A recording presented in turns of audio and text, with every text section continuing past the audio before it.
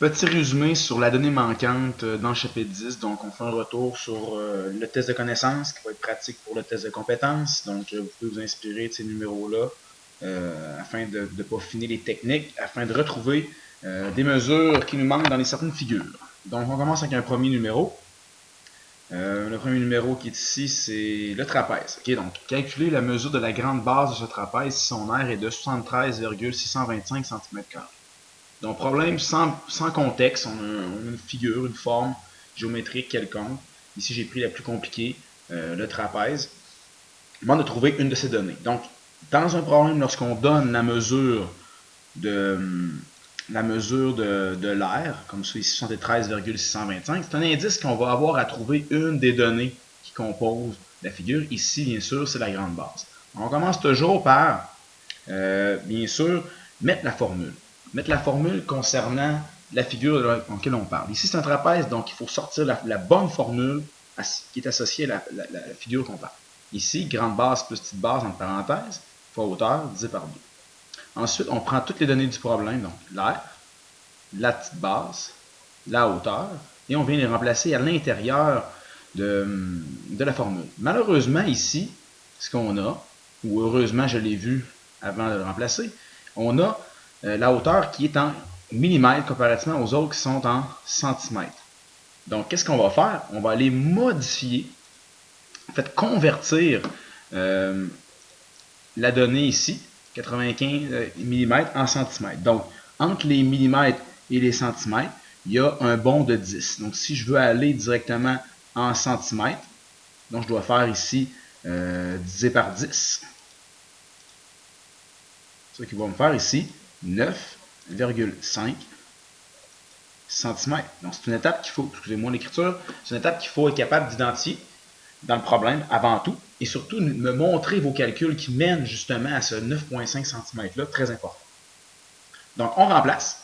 Ça donne quelque chose comme ça ici. Donc, le 9,5 qui a été modifié. Ensuite de ça, rendu là, on vient créer une équation. Donc, on a un signe d'égalité qui est ici. On a toutes les données. Et la valeur qu'on doit isoler, c'est bien sûr celle-là ici, le B. Donc, il faut isoler le B ici en enlevant le divisé par 2, en enlevant le fois 5, et en enlevant le fois 9,5 et en enlevant également le plus 5. Donc, on commence. La première chose à faire, on va faire fois 2 de ce bord-là pour enlever le divisé par 2. Donc, je le fais directement comme ça. Donc, fois 2 ici. Donc, x2 tout au membre de droite ici. Le x2 et le divisé par 2 vont s'annuler, vont se simplifier ensemble. Et le x2 ici, ça va venir faire grimper l'aire du trapèze à 147,25. Et le tout est égal à B plus 5, en parenthèse, fois 9,5. Après ça, il faut enlever le 9,5. On divise par 9,5, par la hauteur. Ça. Même chose de l'autre bord. On va venir diviser par 9,5 comme ça. Ça, c'est un 9. Donc, en disant par 9,5, les 9,5 vont se simplifier ici. Ici, de ce bord-là, qu'est-ce que ça va donner? Ça va donner 15,5. Vous, mes traces de démarche s'effacent à fur et à mesure. Vous devez les conserver dans votre démarche, très important. Donc ici, qu'est-ce que je vais faire? B plus 5, donc B moins 5. L'opération inverse de plus 5, c'est moins 5. Moins 5 également ici. Donc B plus 5 moins 5, ça va faire B. 15,5 moins 5, ça va me donner 10,5. Donc, ici, je viens directement de trouver la grande base qui mesure 10,5 cm. Et voilà, on vient de faire le problème. Prochain numéro. Donc ici, vous avez prochain numéro. Calculer la mesure du côté d'un carré si son aire est de 94,09 cm². Donc ici, j'ai fait un carré. Donc si dans un problème, vous n'avez pas de dessin, c'est important de vous en faire un.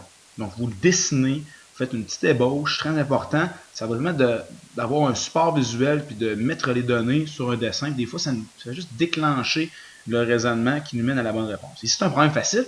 Dans un problème avec un contexte, des fois, ça peut juste nous aider. Donc, qu'est-ce qu'il faut faire en premier? Il faut être capable de sortir la formule. La formule de l'aire d'un carré, c'est ici directement côté au carré. Je remplace les données du problème. La seule donnée que j'ai, elle se trouve ici dans le problème. C'est le 94,09 cm². je vais le remplacer directement par l'air là. Ça fait ça ici comme ça. D'accord? Donc, là, ici, je dois isoler le côté.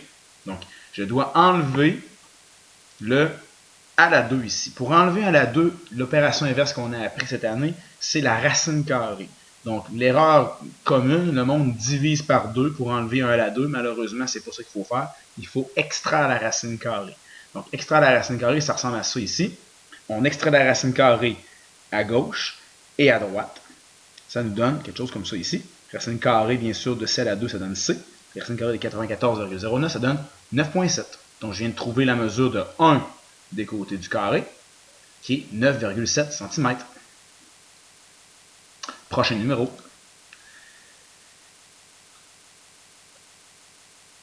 Trouve la mesure de la hauteur de ce triangle si on connaît sa base qui mesure 4 décimètres et que son aire est représenté par 2,5x plus 7 décimètres carrés. Ici, un autre problème qui n'a pas vraiment de contexte de la vie de tous les jours, mais on sait que c'est un triangle. Et là, la particularité, c'est que l'aire n'est pas représenté par une valeur numérique quelconque comme 68 cm² ou 125 m². C'est vraiment une expression algébrique qui est composée de deux termes, donc 2,5x plus 7. Donc, il faut considérer ce terme-là, cette expression-là à deux termes, comme étant l'aire du triangle en tant que tel. Puis il ne faut surtout pas additionner le 2,5x plus 7 ensemble, parce que ce sont des termes qui sont non semblables. Donc on commence. La première chose à faire, c'est d'identifier la formule qui va avec la forme qu'on trouve. Ici, c'est la formule suivante. Base fois hauteur divisé par 2. Je remplace le 2,5x plus 7 avec l'aire du triangle. Je remplace ma base par le 4 décimètres, comme ça ici. La première chose à faire ensuite, lorsque c'est remplacé, je vais enlever le divisé par 2 en faisant x2 des deux barres. Donc x2 ici, je vais le marquer, essayer de le marquer pour vous là. Donc x2 de ce bord-là, x2 également de ce bord-là. Donc tout est multiplié par 2 ici. Donc x2 divisé par 2, ça vient se simplifier. Ici également, tout est multiplié par 2. C'est comme s'il y avait des parenthèses. Donc ça va faire 5x, parce que j'avais comme distribué à l'intérieur comme ça. Et 14. Donc 5x plus 14. Ce qui va faire ici, cette expression-là ici, d'une nouvelle équation. Ensuite, qu'est-ce qu'on fait? On va diviser par 4 des deux barres. Et voilà. Donc, diviser par 4 fois 4, ça se simplifie. Ici, il faut diviser chacun des termes par 4. Donc, 5x divisé par 4 et 14 divisé par 4. Ce qui donne ça ici. 1,25x plus 3,5 égale la hauteur. Donc, on a vraiment l'expression algébrique nouvelle qui représente la hauteur. On ne peut pas aller plus loin que ça. On part avec une aire qui est algébrique, avec des inconnus à l'intérieur. C'est sûr que la hauteur également va être représentée par quelque chose d'algébrique. Donc, la réponse finale, la mesure de la hauteur est 1,25x plus 3,5 décimètres.